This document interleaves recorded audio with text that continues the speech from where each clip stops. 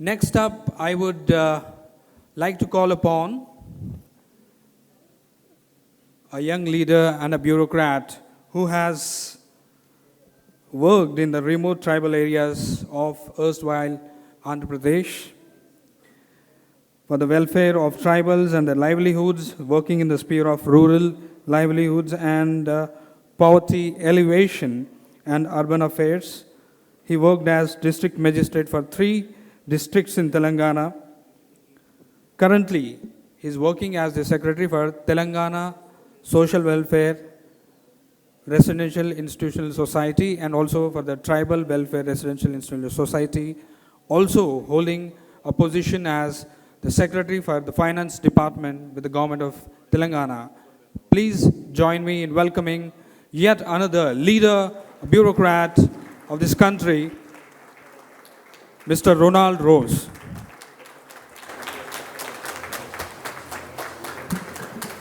Thank you, Mr. Sudhi.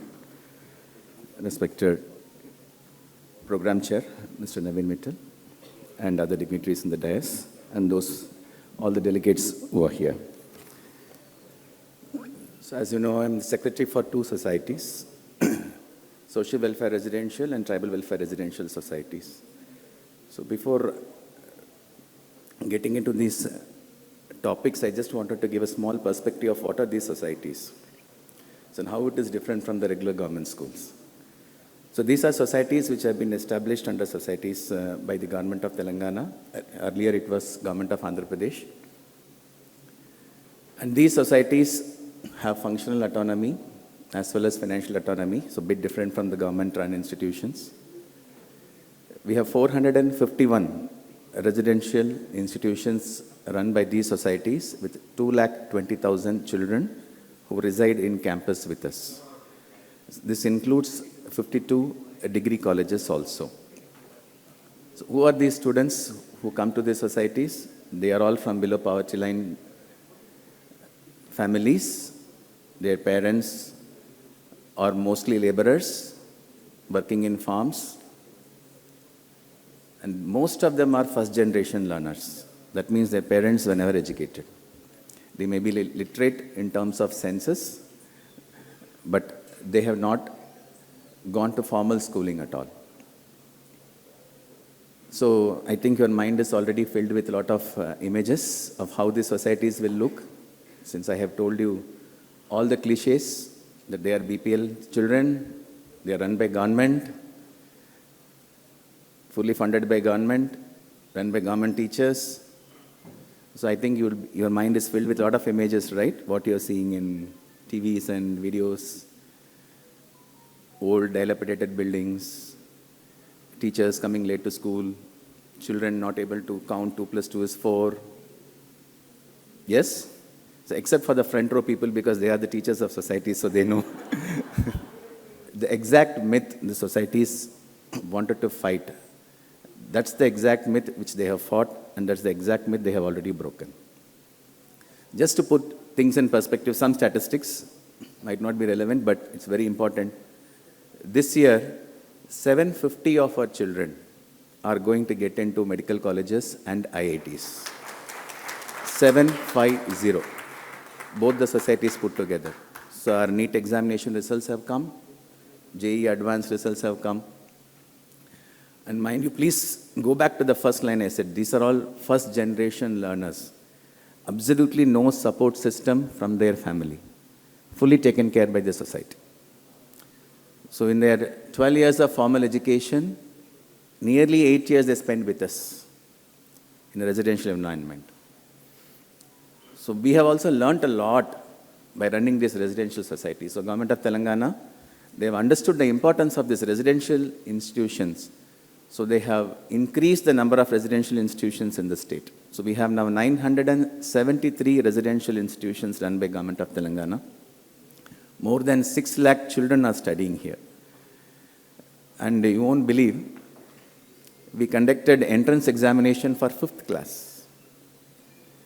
Around 147 children took the examination for 47,000 seats. And you know, my biggest job every day is attending phone calls from public representatives, collectors, parents asking for an entry into these institutions. You will not get in any other private institutions also this much pressure. And every day in my office, I'll have a lot of dharnas happening. 200 to 300 parents every day come and do dharna that I will not leave unless you provide me a seat. There are a lot of principals who are here.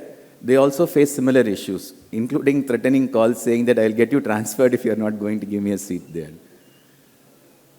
So that is the status of, that speaks volumes of the quality of education we give in these residential institutions. So what makes these residential institutions unique? Why parents are flocking to these institutions? These are all things, the topics which already mentioned here. So innovations, holistic education, placements, experiential learning, pedagogical improvements, sports, which they have spoken about. So we, in the society, strive to give all those things to these children. It is not only the subject which is being taught there. If you speak to any of the residential school child, you will immediately notice the difference between this child and any other. You can't differentiate with any other so-called convent children with the children who are studying here. All these are English medium schools. All these 451 institutions are being taught in English. And some of our children are already in institutions abroad, doing their undergrad and postgrad also. So based on that experience, what we have found, certain points is this. So we all talk about experience learning. That's a buzzword, especially after NEP spoke about it. And NEPs, all circulars have this two letters, experiential learning, experiential learning, experiential learning. So one of our panel speakers, he also spoke about experiential learning. And all his anecdotes are all experiential learning only. So everything he spoke about from his experience. So he has also learned a lot from this experiential learning. But when it comes to having this as a pedagogical methodology or a teaching in the classrooms, then it becomes a big challenge. Because both our students, parents and teachers, these are the stakeholders, they are all used to rote learning. And if my child don't come to my house and then doesn't say 9 into 9 is 81, I am so worried as a parent. And I put a lot of pressure on the school also, saying that why my child is not able to do this. So introducing experiential learning is a challenge in this education system which you are following. So what we are supposed to do? Experiential learning. Some of the edtech companies come to me and say, sir, please, I am going to give you a digital lab for you. It's an excellent experiential learning component which your children can make use of it. So where do we lack in this experiential learning? We all recognize the fact that experiential learning is extremely important. There are curriculums which has recognized that, especially international curriculums. Their whole methodology is based on experiential learning. We speak about it. We want to introduce in our system, but where do we fail? Why we are not able to do that? Why we fall back finally? So one is our grading system. One is our exam-based teaching system. So still we value Neet is very important, JEE Advanced is very important, 10th marks are very important, 12th marks are very important. Then where does experiential learning fit into this? So in the society, we give a lot of importance to experiential learning. So we have tied up with a lot of governmental and non-governmental organizations, profit and not-profit organizations, in introducing this experiential learning component to the children, both to school going as well as to higher education. And we are slowly shifting our pedagogy also towards that. Yes, I recognize the fact that they have to write their board exams, but I firmly believe that through these methodologies, they are better equipped to take the examinations rather than this rote learning which is happening in our system. So our NEP is one of the best policies in the world because all the best lines and the other policies are brought into this NEP. It's an amalgamation or a cluster of all the best practices packed in NEP. Only one thing which is missing in the NEP is the implementation aspect. How we are going to do that? So I have around 10,000 teachers teaching my students. And if I want to introduce experiential learning or some pedagogical interventions, then what should I do? I don't have anybody to teach my 10,000 teachers in how to teach in terms of pedagogy. At the most, every batch I can only take 40 to 50 people. I can send them for a 10-day or 15-day workshop where they learn new things and come back. In that rate, it will take years for me to have a behavioral change in my teachers so that this type of topics we can teach in the classrooms. So I request this summit or this festival also to deliberate this aspect also of how to get this experiential learning moving forward. Otherwise, we'll be only restricting ourselves in talks about this experiential learning that we wanted, and we don't actually introduce this in our everyday curriculum. The other in thing now is the digitization of education. COVID has taught us that it is a very powerful tool, no doubt about it.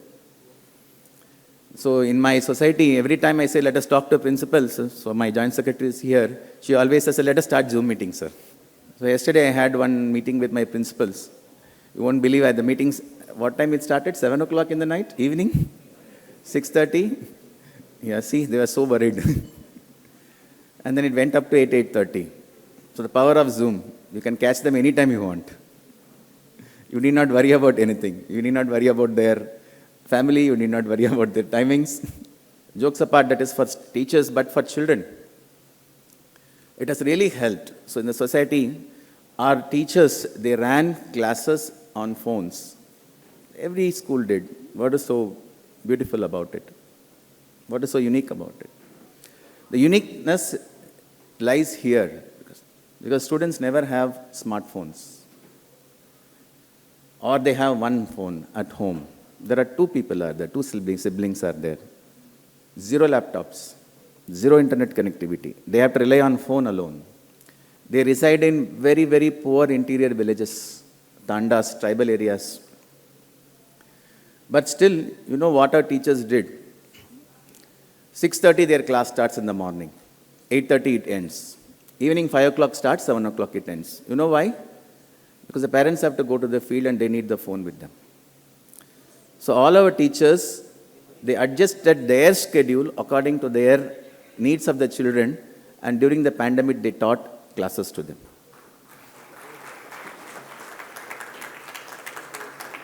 Then we also spoke about this digital content. My take on it, if there, I see some 2 or 3 edtech firms are also here. I think they are part of this summit. So my request to you is, please customize your interventions to teachers, not to children. So a lot of edtech companies, very, very famous companies also, they come to me and say, please take my content. This is the best content in the world. This content is enough. It has videos, it has clarifications, it will assess the student, it will do this, it will do that. Magic wand. But I have realized that they are not going to work. If a child has to learn through the content, then there is no need for school. They can they can buy your content, sit at home and do it. They need not come to the school. They need not come to college. That is not college or school is meant for. So my teacher can simply switch on the projector and he or she can go and do their work. Half an hour, the children will learn by themselves. That is what the tech companies are trying to sell. That is not going to work. It's going to spoil the teachers, it's going to spoil the children. Your tool should be an enabling tool to the teachers. You enable the teacher to access the content. The teaching should happen only by the teacher. Don't try to replace teacher with the content. Most of them are doing it, please. So most of them I reject. I politely tell them, okay, I will call you back. If I say I will call you back, that call never goes. If I'm really interested, I just put them in touch with my team. This is the team, please talk to them. They'll come back to me. We have selected some 2-3 contents. We are also running digital classrooms in all our institutions. You won't believe, even I was surprised in one of the institutions in a very remote area of Nagar Karnool tribal district. That school has 6 projectors and the teachers are using them. I was so surprised by myself, even on my own institution. All my institutions has at least one projector. We do run digital content. We partner with a lot of organizations in providing digital content, which is well vetted by our teachers. So I request you to look into this aspect also of this digital content, which enables the teachers. They should not directly go into the students' thing. Yes, you practice questions, that's okay, fine, to know the level of the children. But I have seen 6th class, 7th class, 8th class, the whole subject is converted into digital content. And it is purely, it's like a movie only. There's no role for a teacher there. It's not going to help. So another thing which we have to invest is on the socio-emotional learning of the children. That is very, very, very important. This is a very fast-paced education system we are having with a lot of pressure on the children. And if we are not going to include that socio-emotional component in their learning, some children who are successful will be anyway successful. But those children who feel the pressure and they will not be able to communicate that I am feeling this type of stress or pressure. So this should be part of our curriculum. It should be part of our pedagogy itself. So what Delhi government is doing, happiness curriculum, doesn't mean that they are wasting their time. So it is an investment.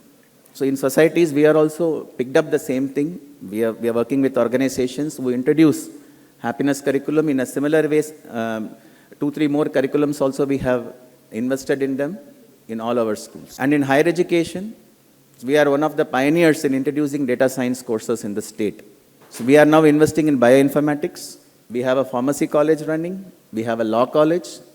We have an armed force preparatory college. We have fashion designing college. So we are going to start furthermore courses which are relevant to the field now. So this is one part which most of us has to look through is, which I think Naveen sir will cover anyway, is how to adapt to the changes which is happening in the job market and what sort of skills our children should have. So we can't be warped saying that I'll give only BA History and BCom and BA English Literature in my college. So we are slowly phasing out those courses which doesn't have a proper job market in the field, and we are filling up with life sciences, data sciences, and other career-oriented courses. So our children excel in all those things. And in our data science, we also conduct data science camps. If we are giving training to around 25 people, all 25 get placed. Not in small companies. I'm talking about Twitter. I'm talking about Google. Our children are working there. They are that much capable. I also thank Professor Limbadri because he has been a pillar of support to all our colleges. Because any new course we want to implement, we first go to him. This is the course we want to implement. And he says, we don't have that course, that subject at all in any of our universities here. We have 7 universities. And he says, no problem. Let us design the whole curriculum. I'll get it included. So like that, we have included this time international relations as a course because these are the things which are taught abroad. Our children doesn't have an opportunity. So we are going to start an international relationship bachelor's degree in our degree colleges. And we are also investing in languages, especially UN languages. There are 6 UN languages which is recognized across the world. So we wanted to give that language also to our children so that their exposure gets widened. They should not be confined only to our country. So we have tied up with French embassy now. So we are going to teach French in our college as well as in the schools, not as an extra subject. They will be part of the curriculum itself. And Professor Limbadri has helped in designing that curriculum. And this year we are going to start that also. And what he was speaking about, I must have a choice of selecting different subjects. So Naveen Mittal sir has allowed us this year that we have entered into choice-based credit system this year in all our colleges. That means a student has a choice to select different subjects.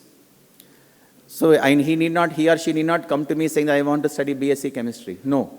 I can study chemistry, economics and fine arts also. I can study chemistry, economics and tourism. So depending upon the subjects, the degree will be automatically awarded. It's a challenge for us because I have to find professors there. I have to find faculty. I have to find a place for them. It's a residential institution. So we have reworked all the things and we are offering more than some 135 combinations in these 52 schools, 52 degree colleges in the society. And in sports, I think there's a session in my sports officer will also speak. So we have 48 sports academies being run by these institutions, society. These are run by professional coaches. And you won't believe the world under 20 100-meter hurdles record, national record holder. It's from our institution. Nandini, just recently in in Colombia, she participated and she did this 120 national record. And you know about Purna, right? Malavat Purna, it's a movie also had come on her. She's the youngest female to climb Mount Everest. She's also one of our alumni. And you won't believe we have got already some more than 20 international medals in sports. We run 48 academies, that includes a golf academy also. And our children go for competitions across the country, they win medals for us. We are doing this so that they make this sport as a career. It is not for the society we are running these things. So we have hired very good coaches. Telangana women's cricket team has our children. Telangana's handball team is populated only by our children. One of our girl, Lavanya, she is playing for our Indian volleyball team.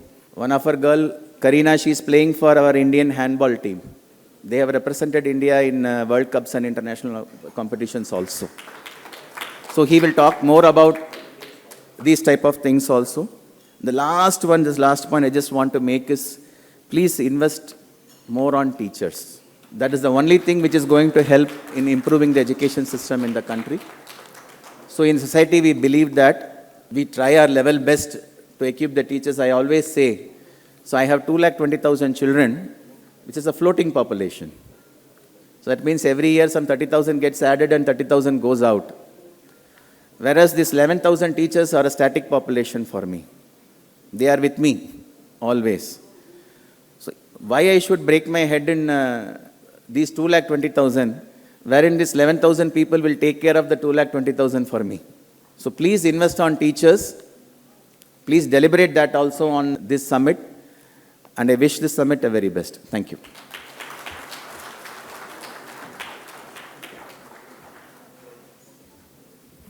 Thank you very much, sir. First, the token of appreciation and a memento to Mr. Ronald Rose, IAS Secretary for Telangana State Social Welfare Residential Educational Institution, also Tribal Welfare Residential Institutional Society. A round of applause, young leader making a change, Mr. Ronald Rose, also the Finance Secretary.